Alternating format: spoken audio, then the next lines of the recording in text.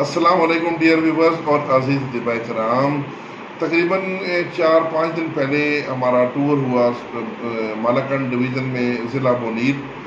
وہاں پہ ہم گئے تھے ورکشاپ کے حوالے سے، اور ادھر ہمارے یونیفیکیشن KPK کے وائس پریزیڈنٹ جناب حکیم محمد عزیز نقشبندی صاحب، ان سے ملاقات ہوئی. انہوں نے ہمارے یونیفیکیشن کے ویورز کے لیے ایک نسخہ دیا. یہ ان مریضوں کے لیے ہے جو سرد انزال اور ٹائمنگ کی کمی کی شکایت ہے ان کو، اور اس کی وجہ سے ان کو شرمندگی ہوتی ہے، ان کی زندگی بالکل جو ہے وہ پھیکی ہو چکی ہے. تو ٹائمنگ کے لیے بڑا زبردست نسخہ، یہ خوراکی بھی ہے اور طلا کے طور پر بھی استعمال ہوتا ہے. یہ ایک روغن ہے.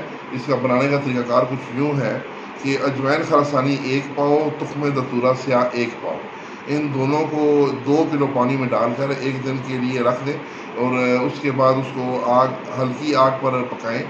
جب پانی تقریباً آدھا کلو رہ جائے تو اس کو چھان لیں، خوب نچوڑ کے اس کا پانی نکال کے الگ کر لیں، اور وہ جو جوشندہ اس کا نکلے گا اس کے اندر آپ نے 1.5 کلو روغن ارنڈ، 1.5 کلو روغن ارنڈ کا جو روغن ہے اس کو کسٹرائل بھی کہتے ہیں، وہ ڈال کے اس کو ہلکا ہلکا گرم کریں تاکہ جو اس کے اندر پانی ڈالا ہوا ہے وہ پانی سارا اس کے اندر خشک ہو جائے، جل جائے. تو صرف آپ کا جو آئل ہے وہ رہ جائے گا، اس آئل کے اندر ہی اس کے اثرات جذب ہو جائیں گے.